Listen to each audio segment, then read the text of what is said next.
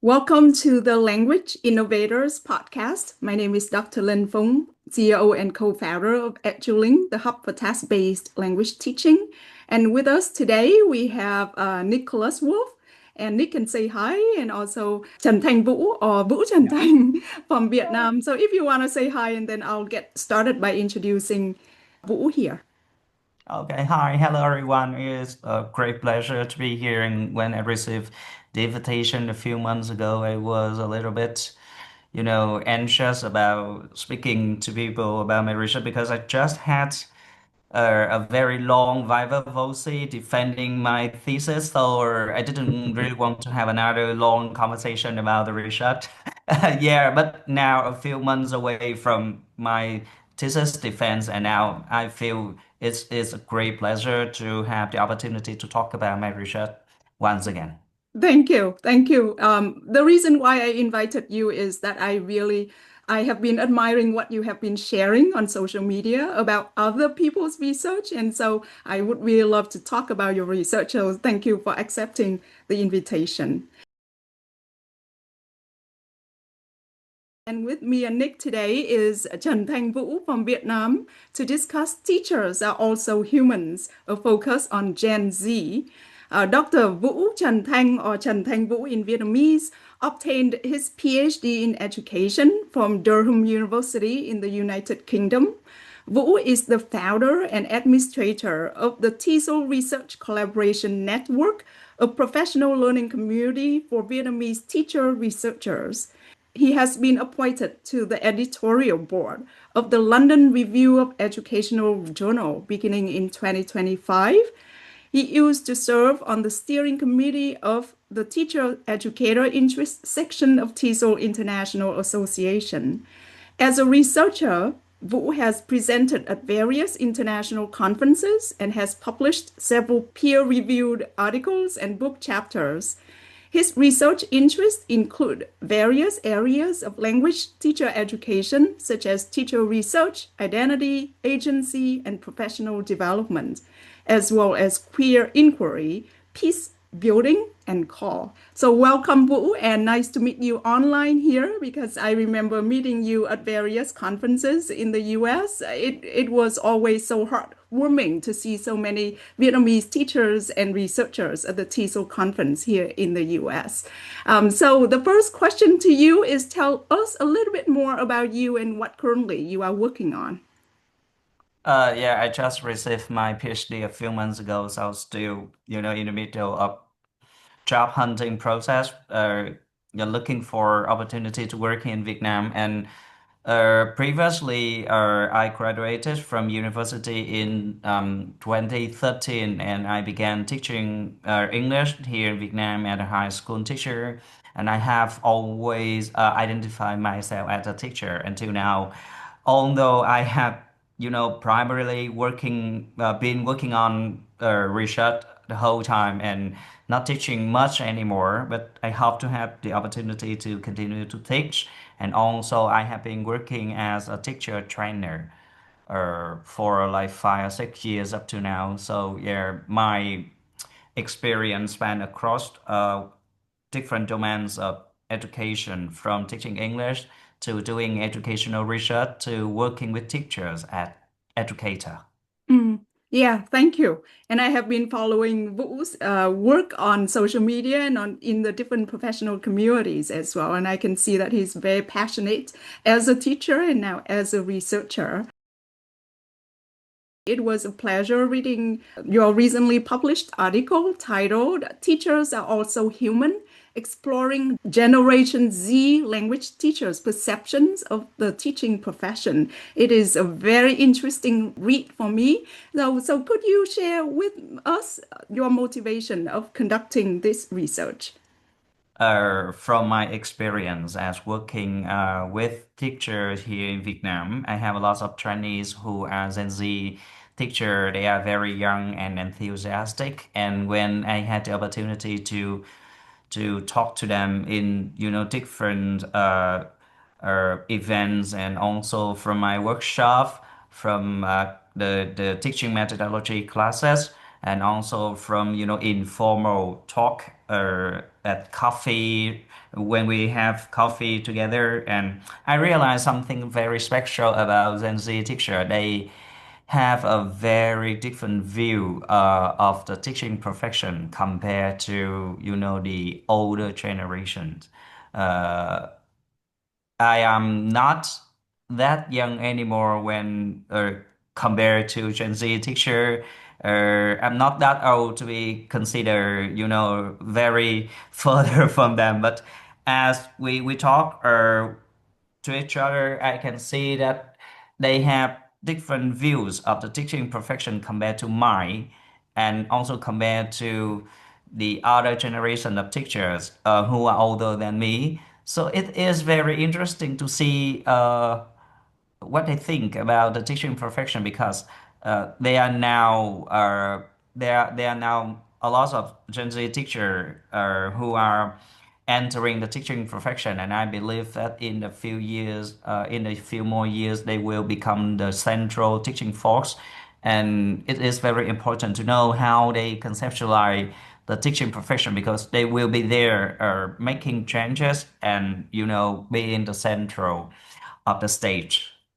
Yeah, that's really interesting because I can also see that perhaps the changes in Gen Z and their perceptions also reflect the societal changes in Vietnam and elsewhere. So it's interesting to look into this generation and also to understand more about society. So thank you for doing the research and for sharing your motivation. My next question, simple, but I know you just defended your PhD and perhaps this is still fresh in your mind. Can you summarize the research for us? My PhD. No, the research from the article that you Yeah, just the were Yes. research just from the yeah, we're article. Give just us your talking thesis about again. yeah. No, no, no, no. Just kidding. Okay, the research, my thesis was another, very different topic. It was Okay. about teacher identity, and I don't really want to talk about it, at least for now. So, Get it. Yeah. for my research, when I interview eight Gen Z language teachers about their perceptions of the teaching profession here in Vietnam, and especially I focused on their authority in the classroom, the role that they take as teacher, and the status that they think a teacher should have in the society. And very interesting insights from those participants. I put that in the title. Teachers are also human, so they have a very non-traditional view of the teaching profession, where they see teaching is more of doing a service rather than an honorable job. Uh, Teacher living a modest life with little money to live on, and having to do a very noble job educating the next generation. From my participants' view, it is more of providing an educational service, meaning that they should be treated on the basis of the quality of the service that they provide. So, basically, the teacher should be respected if they provide quality education. Vice versa, they should not be respected if they don't. So respect Hmm. for teacher doesn't come naturally. Traditionally, here in Vietnam, teacher, hold a very high social status, where their respect mostly comes naturally with the title, Mhm. but not in the views of those Gen Z teacher. And they think it should be more of doing a service. So it is fair for people, teacher and student at the same time, because they do a service. They should be allowed to live their own personal life when they are not teachers, Mm. like going out. Some of my participants say that their parents who were also teacher didn't dare to go to the market and bargain, because as a teacher you shouldn't Hmm. bargain. Yeah. You shouldn't wear bikini on the beach, Mm.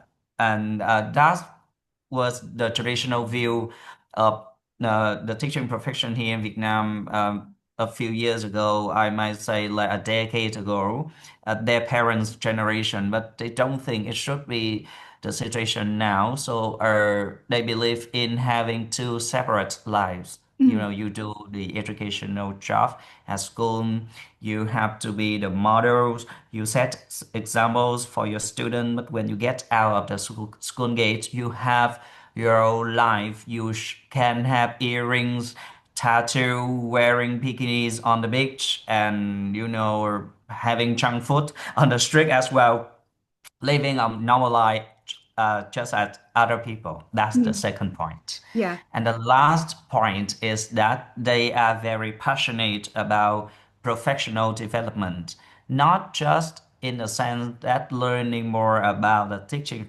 profession, but their view is very interesting in the way that they believe in the power of interdisciplinary knowledge. So my participant wanted to learn more about business because they wanted to build their own personal brand as a teacher. So they built their social media identity where they post uh, about their career, professional post for their students to learn. And also they want to learn more about AI, about psychology, many other things. Mm, And they believe in, the power of knowing more and living in this modern age because they know that their student, the next generation, millennials and beta and alpha, and the student will know more and mm, they can't be left behind. So a central topic from the finding is that as teacher you have to keep learning and learning more. yeah, So yeah.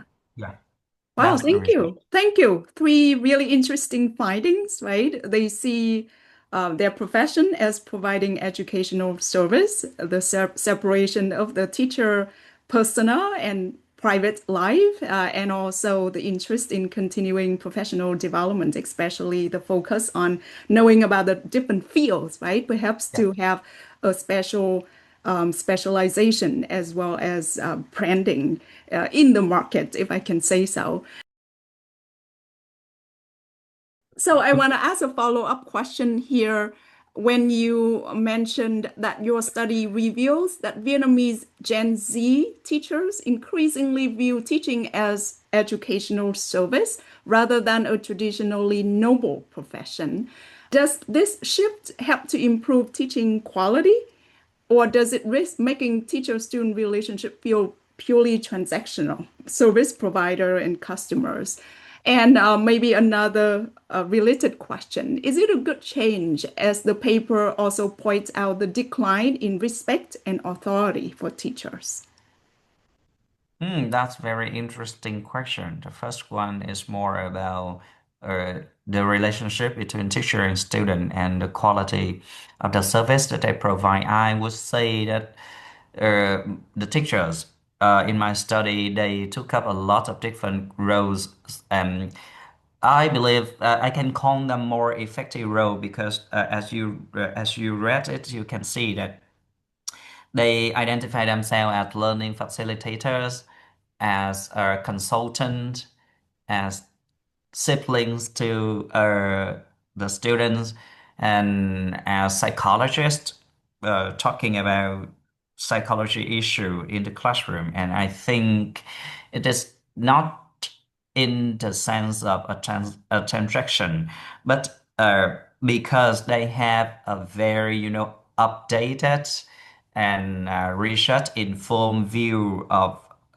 the identity that they take on in the classroom. They know what they should do to support students' learning, not just stand there on the stage lecturing to the student, but actually go around working with the student, listen to their story, maybe hang out with them and share knowledge, non-educational knowledge, life knowledge about and also their personal story as well. So, and in their view, taking and doing those roles are professional and are the qualities of good service. So, personally, I don't think they view it in the transactional manner. Rather, they see that good. It depends on how they define good service. And Mm, as you can see from the research, the good service is doing multiple roles effectively mm, and support students not only in learning but also in psychological aspects. Yeah, that's interesting. Thank you for pointing those out, that they play different roles in the classroom and they see, perhaps I can say that they see learners as humans with the Yeah. different needs and different facets, instead of just focusing on being a teacher or knowledge provider and the knowledge receiver.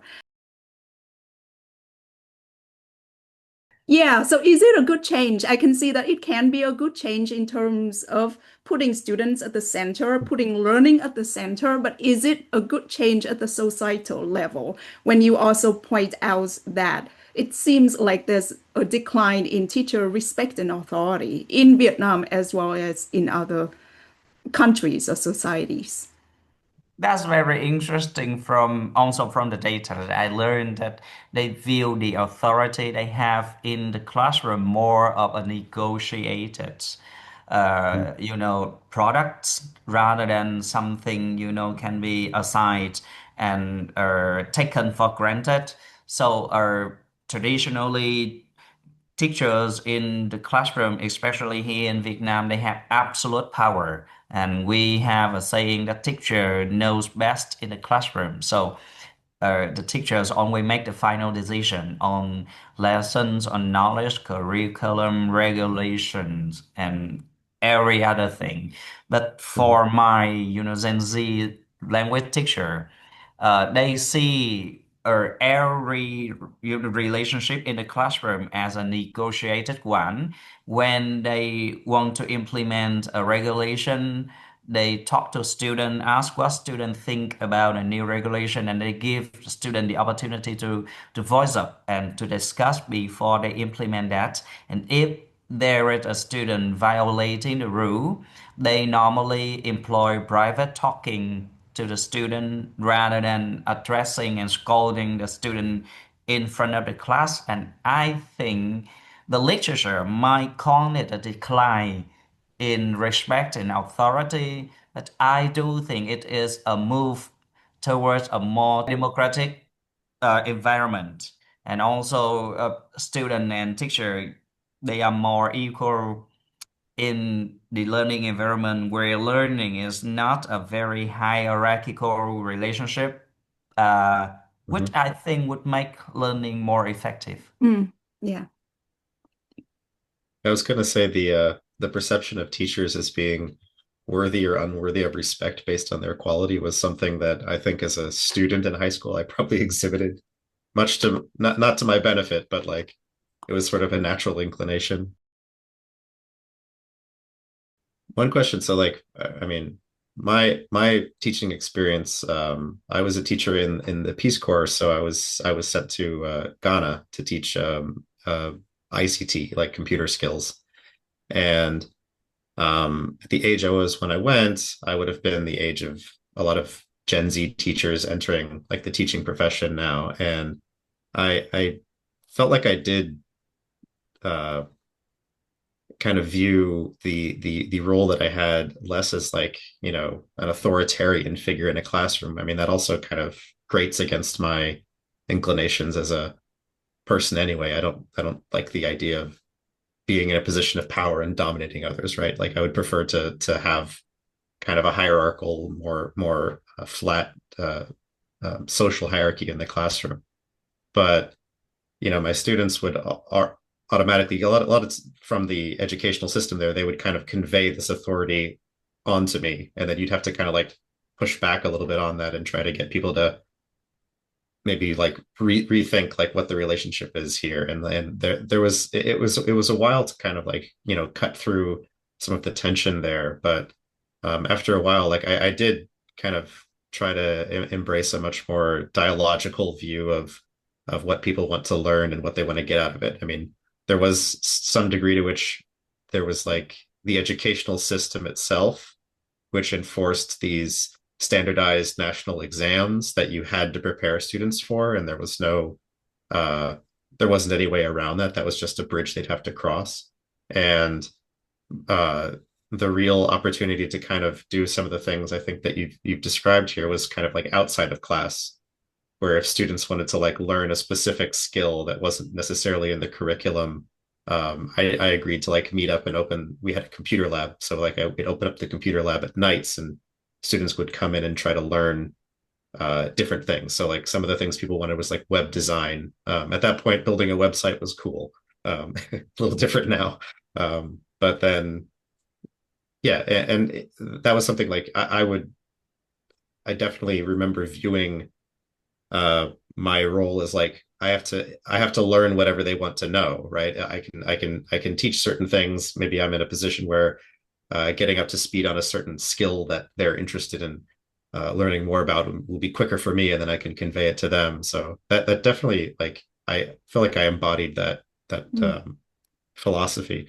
But I wonder, I mean, when I compare it to some of the other teachers that I was with who are much older than me, they uh, maybe at one point had been much more willing to be this kind of friendly, non-authoritarian Mm. teacher who was willing to have these more flat social hierarchies like among their students as a service provider, as you describe it. But then, I mean, teaching is really hard. It's an incredibly difficult profession, right? Like it's so much work to prepare and try to keep things up to date. I wonder if like um, the inertia of having to update things over and over again kind of like maybe catches up to you. So is it do students view teaching as something that you do for a few years and then move on, or do they still see it as like a lifelong profession? And if so, like would the ability to keep it fresh for decades in in the classroom, would that do you think that they would be able to do that? Do they view it as a possibility? Okay, thank you very much for the question, especially about learning, Mhm. content, constantly learning to update with the perfection. First, I've said that teaching for them, and I did ask them about the possibility of doing the teaching job for their entire life as a live job, and like the responses was divided. By some would say that they would do the job until they can enjoy it, until they can still enjoy it as Mhm. passion, and the other would say that because they have chosen it, and they would continue to teach until they retire. Mostly, most teachers who said so come from family with a tradition of teaching. They have parents Mhm. or aunts and uncles and even grandparents as teachers, so they have tradition and they see teaching as more of a family treasure and tradition besides a passion. For other teachers, especially those who look out for new opportunities, learning, especially learning opportunities. They when they learn about the knowledge from other fields, they grow, passionate about many other things, and they consider teaching more of something that they enjoy doing rather Mhm. than a life passion. And because of that, they might change the career when they feel no longer passionate about teaching. And because of that, I think that within the pram or my interview, the participant, they mentioned their passionate their learning passion, because I don't think that they learn as only as a teacher, but also as a human.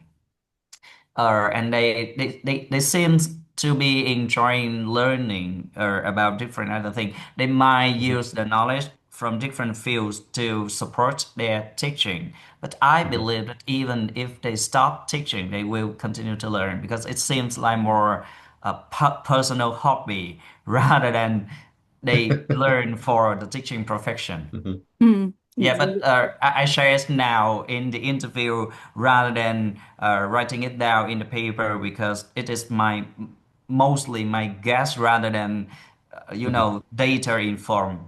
But that's what I feel from my participants. What about the like the institutional constraints on teachers, right? Like if you enter the classroom and you want to be this more kind of egalitarian uh figure, and you don't necessarily want to just like tower over your students and be right all the time, and just kind of participate in like the banking method of education like that Paulo Freire would describe. But if you're in a situation where like there's a national uh curriculum or a standard or certain things that you have to teach at a certain level or certain exams that people have to pass, it kind of grates against the some of the, you know, instincts that such a teacher might have. So how do they contend with that?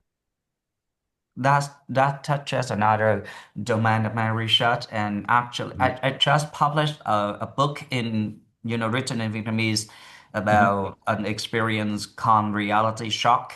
I Okay. interviewed 10 teachers from different subjects, not just English, and they told me their story when they first entered the teaching profession, and they Mhm. had their first shock in different ways. And I collected their story. I wrote into a book, adding my comments and suggestion for other teachers who might read the book and might find my suggestion helpful. And that basically the same thing what you just asked me about dealing with institutional constraints. And it is Mhm. very interesting to see that from my participant stories, it is more of a negotiation. There was Mhm. a man who was a young teacher in his first year at the high school, and he was also a gay man, so he didn't really come out in the school. Uh, it is not that strict in Vietnamese school that teacher uh, express their sexuality, but he didn't really explicitly come out to anyone. But the way that he dressed up, he expressed himself. People might know about his sexuality, and he was young, but he was an excellent teacher. Mhm. So because he was able to teach really well and the student Mhm. really loved him, somehow those kinds of things gave him the power that young teachers don't normally have. And I would Mhm. say that with the power, he was able to negotiate for his own way of teaching and working with students and also implementing new ideas in the classroom. I Mhm. would say that people normally see young teacher, especially novice teacher, in the first few years of their teaching as someone who are at the bottom of the hierarchy, Mhm. and the more senior teacher, up there telling them what to do. But actually, it is more of a negotiation, and because I also work with late career teachers, and an interesting thing is that fears they have a lot of fears about younger teacher knowing more about technology, having more updated knowledge, being close to student, loved by student Mhm. more, and they fear each other just the same. And so Yeah. it is not a very, we normally call it an unfair competition, but actually I would see it as a very interesting negotiation where they all have their roles, advantages and disadvantages. Mm. And Mhm. so for young teacher who come newly freshly to the teaching career, I would say that it is of this is a negotiation that they have to participate in with what Mhm. they have, and they can try. And I wouldn't say they are the oppressed or Mm. the Mhm. privileged. Yeah. Yeah. Mhm. So yeah, please. Yeah, no, that's so Go ahead. interesting hearing what Mhm. you are talking about, and Nick also. So I love some of the ideas that came up in terms of the negotiation process and teaching in a dialogic manner so that Mhm. everybody has their own power and advantages in some way. I know Mhm. that this maybe is a generalization, and maybe because of me having more experience or going through the experience, I feel that the younger generation always has more energy, right? New ideas, more energy, a lot of ideals, right? And for me, I Mhm. remember my younger self always hitting against the system, fighting so hard. But somehow, when we get older, Yeah. and this can be a good thing or a bad thing, with experience, we lose some energy. It feels like sometimes the system and life have ground us down in some way. Yeah. So just an observation that I admire a lot in the young Mhm. generation because of the energy, the innovation, the ideals that they have, the awareness of the new world that they come into. So very interesting. Totally agree. But one thing, like when I dealt with this problem, one of the things it's kind of like, I mean, the energy to try a bunch of things and see what sticks, right? That's part of it. But like one of the things that I ended up finding that worked really well was not acting as if these institutional constraints didn't exist, but just sort of making it as like a problem we were collectively trying to solve. Right. So one of the main things was like, again, this national exam that I had to teach for, right? That was happening no matter what. There was no way around it. And we had to get through a certain number of, chapters in a book, a certain number of lines of material in order to pass this exam. But one of the things that especially the exam that I had, because it was a new program that they were in the Ghana education system. They wanted teachers to learn about computers as well, and it had only been in place for like a few years. And the exam was written by somebody who had like a position of authority within the education system, and it wasn't like there were a lot of mistakes in it. It was right, and as somebody who had like I just graduated with a computer engineering degree, and I looked at this exam and I was like, some of this stuff is irrelevant, and some of this stuff is wrong, and some of this stuff is the answers are worded so weird as to be confusing. And it wasn't just me, right? Students found it confusing as well. And they also understand, they're like, why am I like, they would ask, why am I learning about the univac and the analog differentiator, right? Like there's all these things that like, we're talking about cell phones and laptops now, and they're talking about these, giant machines from the 1940s that used to fill up entire warehouses to do, a simple calculation. And it was just like, they had stuck a history of computing section in the textbook. And one of the things I did is just don't act like the controversy or the system doesn't exist, right? Mm. And draw students' attention to it. And they're not ignorant. They understand what's going on. They understand that they have to pass this thing to get to the next level or to get their certification. So I would do reviews of some of the past exams where I discussed the things that were wrong. And so what I would do is I would actually, because you could get previous exams and answers, and I would teach the students, here's the exam answer. This is the answer that they want. This when you see this question, you're going to have to write this, and here's why it's wrong. And I don't know what it is. The student just loved hearing like, really, it's wrong. What's wrong about it? Tell me what's wrong. And like for whatever reason, that's sort of like here's the exam that they gave you. Here's all the stuff that you're going to have to say whenever you see all these questions. And here's why all of this is nonsense and why you don't need to learn any of this.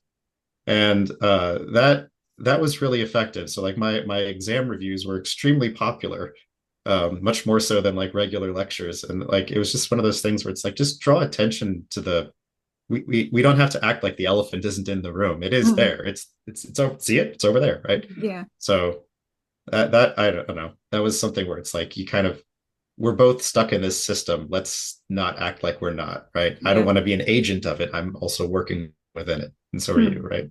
Yeah. Good point. Um,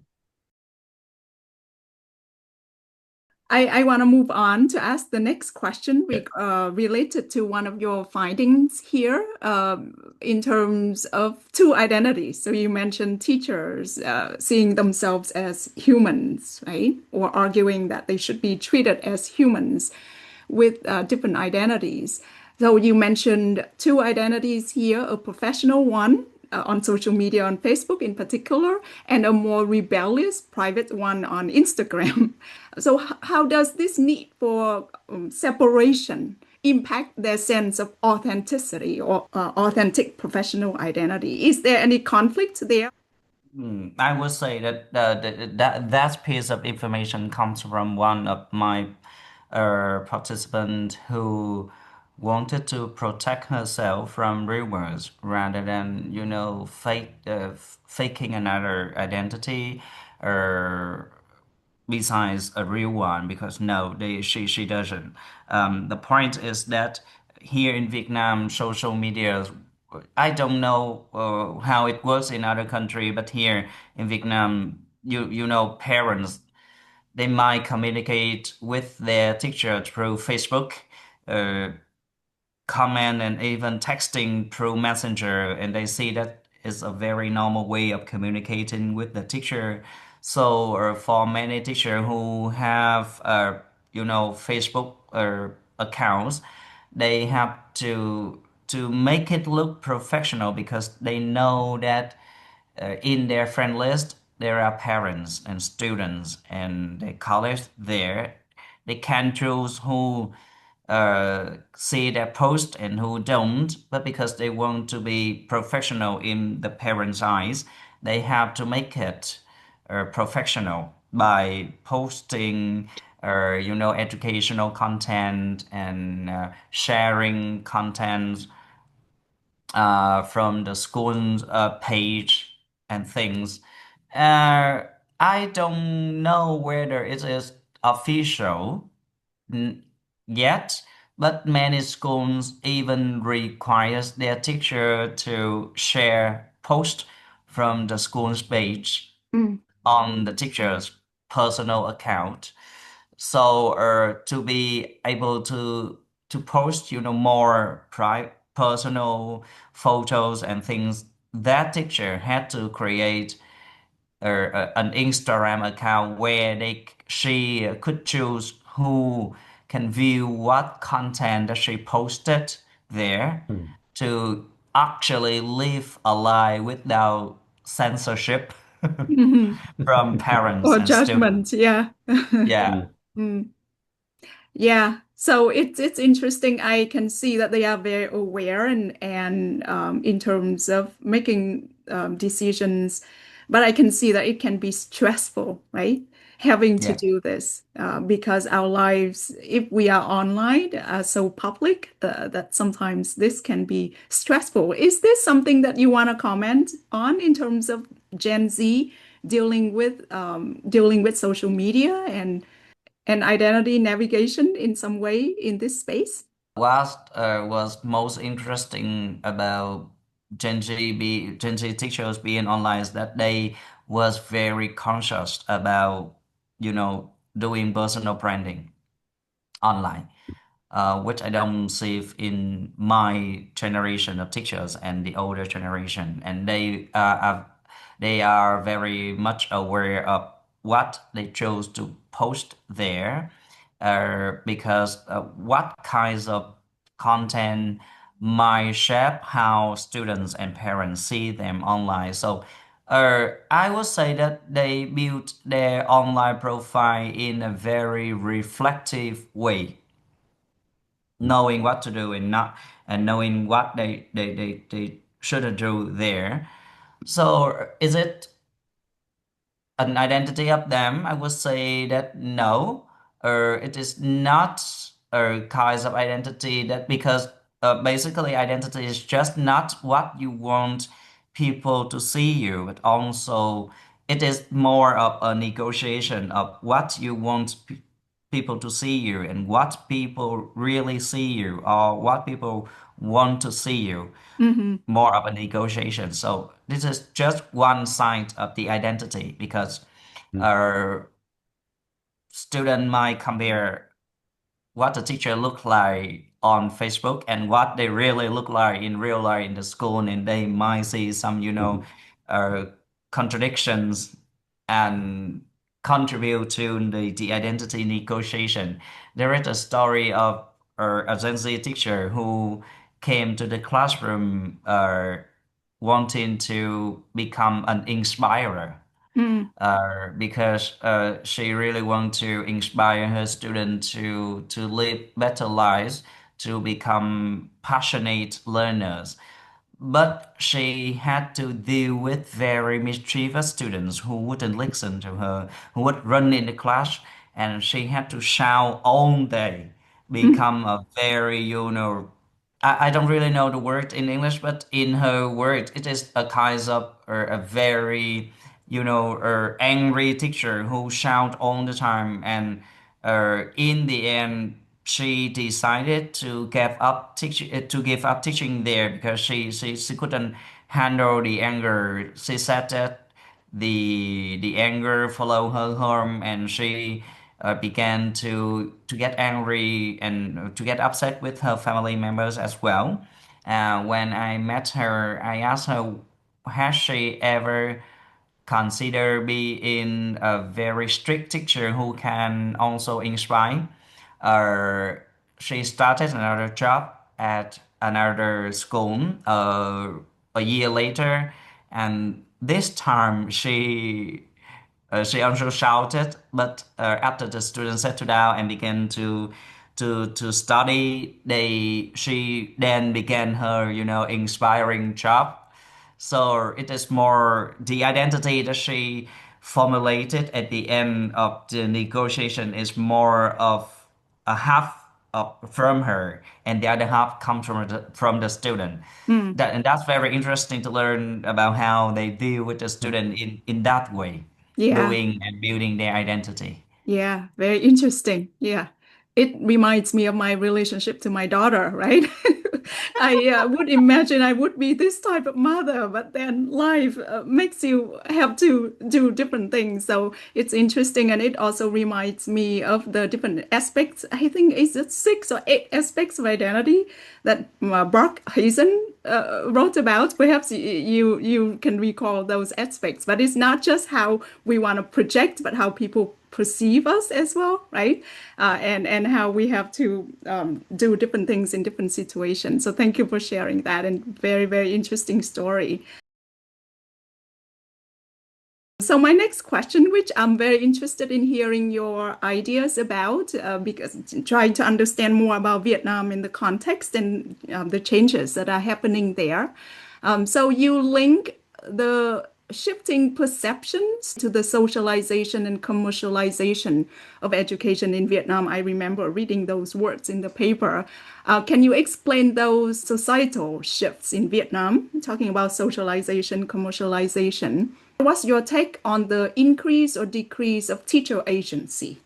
I would say that the educational landscape here in Vietnam is changing, dramatically, especially for language education.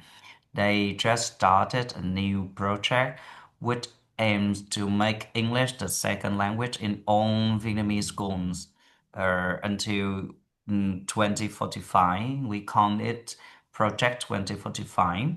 Uh, Vietnamese people traditionally view foreign languages as a tool for economic development, and also it is very much connected to elitism because during the very long history of Vietnam, foreign languages were always connected with, the rulers, the colonizer.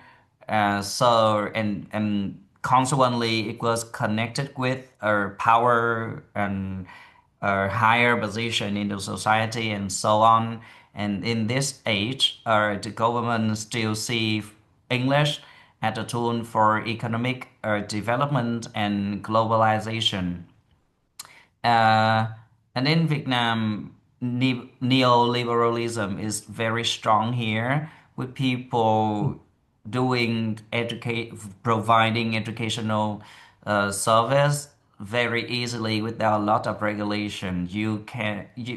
I think it might be the same everywhere, but because here, traditionally people view teacher as knowledge holder. So as long as you have knowledge in the field, you can become a teacher in that field.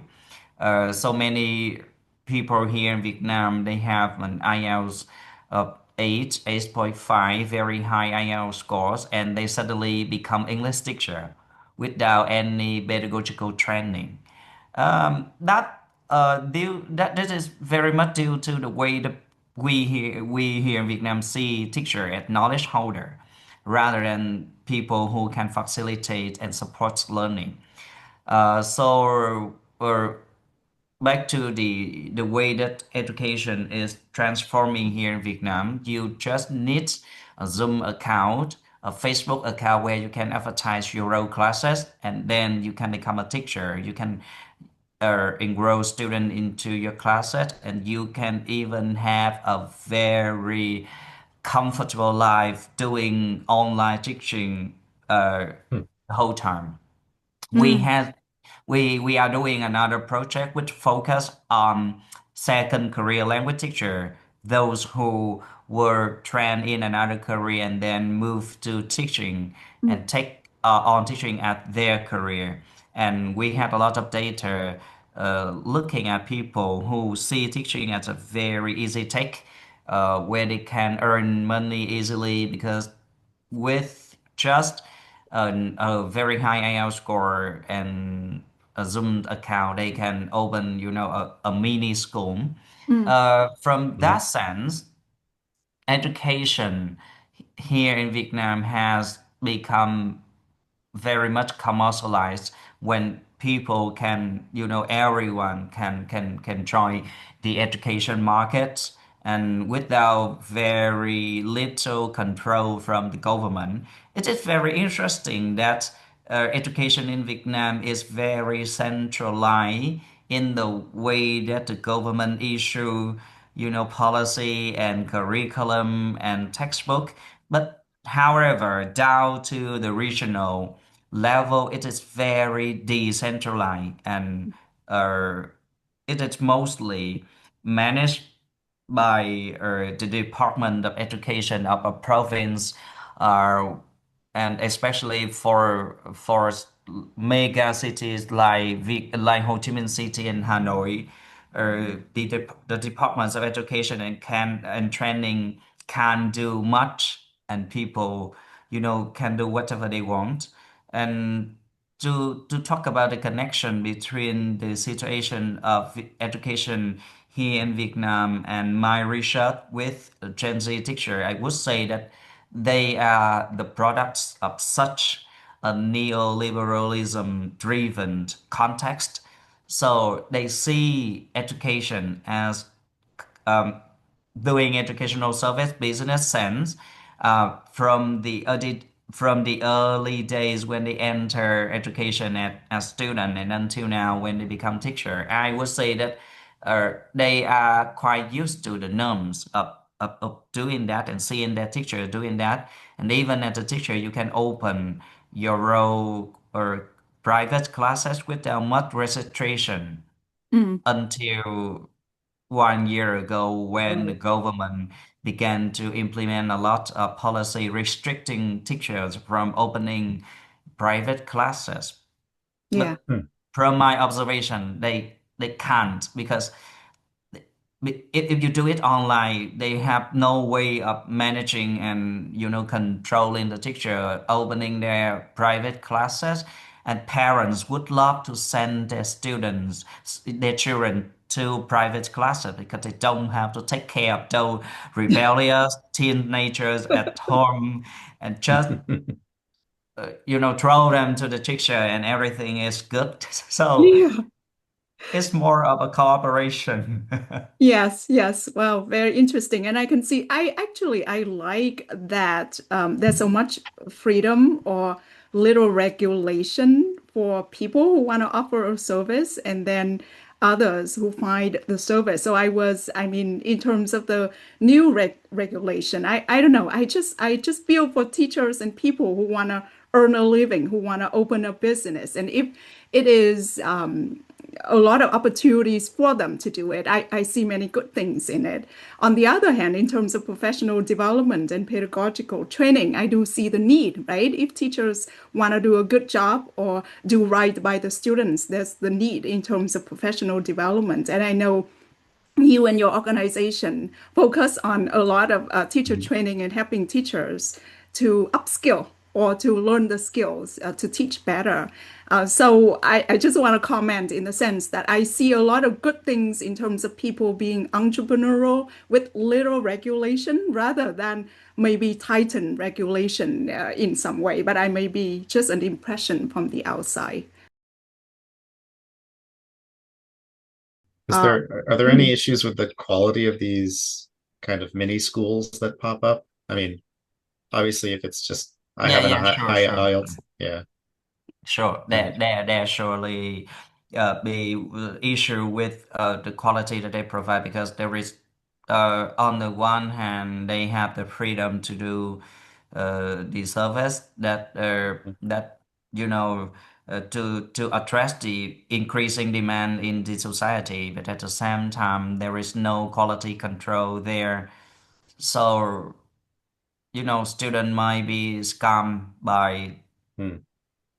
teachers. Yeah. I don't want to call them teachers, but there has been scandals where teacher they fake the IELTS certificates to to have Yeah. more students coming in, and also they provide very bad service. So yeah, that's the two sides of a neoliberal market where there is very little control and a lot of freedom. Yeah. Wow, we need another podcast because there's so many interesting things that you can share about Vietnam, and I'm truly interested. But I want to wrap up with a few more questions about the research process itself, because I know that you also want to share knowledge about research and conducting research, right, through your network and other work. So could you share the challenges and the joys of conducting this research and other research projects? And what advice do you have for aspiring researchers? I would say that approaching Gen Z teacher is a very interesting process because they are quite open to new opportunities. So they see talking to me as an opportunity to express their views. So yeah, that was a very pleasing experience for me talking to them. But I had to learn their language to talk to them, and that's what the biggest challenge because they use Zenji language the whole time, and I didn't understand most of those kinds of language, so I had to learn. But it was also very interesting, and Mhm. doing this project with Genji's teacher also informed me a lot about the teaching career that I have been, pursuing for more than 15 years till now. And I have to reconsider my role perception of the teaching career as well. Although I would say that uh, in the situation in an institution where there are Gen Z college, I might be the one who have more power over them. Teaching not only in the sense that I am older than them, but also in the way that they see me as someone because who have more knowledge. So I might have better expertise compared to them. But when after talking to them, I would say that there are many things that I can learn from them, and I would like to see our relationship Mhm. just the same as the way that they see their relationship with their students. Hmm. Yeah. You So kind of triggered my language nerd brain there when you mentioned like the Gen Z slang in Vietnam. I'm really curious I'm curious because too. like this is something that like I don't know like media in the US has these endless articles about here's what the kids are saying, right? And they'll just like list words that are whatever Gen Z kids are using, but like what I mean what's going on in Vietnam? Is it like, are they interlinguing between English and Vietnamese, or is it like a totally different set of slang? Can you talk a little bit about that? I think I would say that because these people are English teachers, so they Okay. use a combination of English, Gen Z's language, and Hmm. as well as Vietnamese Gen Z language. Because if you really want to understand Gen Z's language, you need to use TikTok because most of the slangs these days come Yeah. from TikTok's videos. So you have to Okay. use TikTok to learn to see what are the latest trends, what language people use. And there are some TikTok channels, they just recap new vocabulary every month. So you can just go there and update yourself on the slangs. Wow. Being older than you and being in the US, perhaps if I talk to them, I would not understand anything, right? You might not. Wow, interesting. I need to find the term, but I also listened to a podcast about slang and how the algorithms make certain things Oh, become really algo language, like popular. Yeah, algo speak. Yeah. Okay. yeah. Okay. Yep. Is that algo Hmm. speak? I don't know. Well, So there's a that's a term here for like certain terms just seem to play better with certain algorithms on certain yeah, platforms. They call it algo speak. Yeah. I see. Okay, I'll go speak. Okay, so like 6, 7, it's just because of the right Yeah. algorithms there. Or I heard that That's Labubu. that might be Gen Alpha though. Oh, Gen Alpha. That's Okay. that's our kids.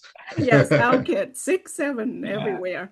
But anyway, very interesting. Thank you for sharing the joys and challenges of doing research with the Gen Z generation there. And I'm sure, Is yes, Nick. so is there an example of Vietnamese Gen Z slang that you can share? I mean, I'm not gonna understand it, but like just to see the reaction on Lynn's Mm, face. Oh, that's very difficult for me because like Okay. I don't really use the slang, but they might, they invent new word to describe situation where people like in the classroom because I asked them whether those teachers use Gen Z's language in the Hmm. classroom with their students because many of their students are also Gen Z. Uh, Hmm. there were also Gen Alpha coming in, but I asked them about the language that they use, and there is something called uh, giữ chuỗi here mm, in Vietnam.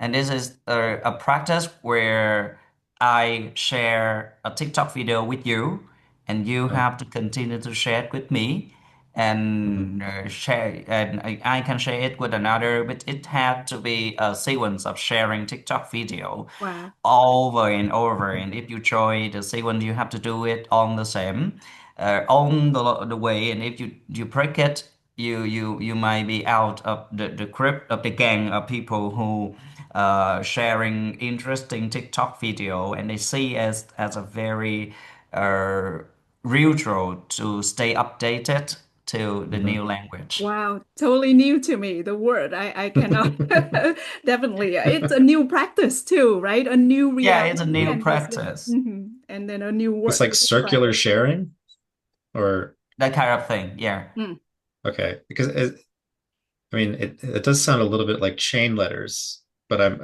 it's circular, right? yeah, So like yeah, in chain letters, it's like you want to make a tree of people that you share it with. yeah. Um, okay. So mm. when it comes back around to the original person, is the cycle done or does it repeat? No, it have to continue Keep continuously. going. Oh, Yeah, you have wow. to Okay. continue as day after Okay. day sharing content because they spend a lot of time on TikTok every day, so they might have a lot of interesting video to share with people. Mm, Okay. wow. Maybe you can do these two together. What is your wish or your advice or whatever you want to say to Gen Z teachers or teachers in Vietnam, teachers everywhere, and talk about a future plan, something that you would like to share or appeal to the listeners here? Okay, I would say that I have more admiration for those teachers than anything to teach them because they are very eager to learn. Even when I was younger as a novice teacher, I didn't have the passion to learn from many different fields as the Gen Z teacher have these days. So I really admire what they do now. If I have to give a piece of advice to them, I would say that the relationship with students can be very tricky to manage. Hmm. We can say that because we love our student, we can do this, we can do that, we can do that for them. In return, you have a lot of appreciation and respect coming back from the student. But there is a contradiction there in the teacher's view that they say that they would like to have a personal life, but in some way they have let the student come into their personal life rather than restrict the relationship with student within the school rounds. So I would say that they have to be very mindful about the relationship that they have with student. I wouldn't say that they shouldn't have good relationship with the student, but Hmm. uh, it can be very tricky. Mm, And as you young, you are energetic, and you have a lot of admiration from people younger than you. You might become super hype, and Hmm. you might do or say something that you will regret later. mm, That's one thing. For me, a few future plans. I am currently looking for a job or considering a few offers. I actually have had a few offers, and I'm still considering the offers. But for research, I have been building a community for teachers here in Vietnam to do research, the kind of research that benefits themselves as teacher and also benefit the student in the classroom because I believe in the power of knowledge informed teaching practice.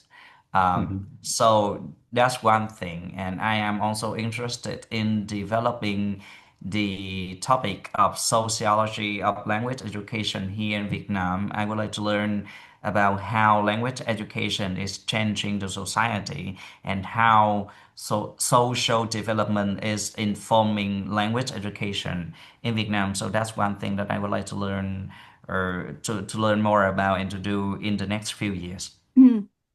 Yeah, thank you so much for sharing. And if we can support you in any way, I would be happy to. I also believe in the power of knowledge, and it's interesting that these Gen Z teachers are interested in keeping learning. So I didn't talk so much about Eduling and what we do at Eduling, but we do have some teacher development courses on task-based language teaching in particular.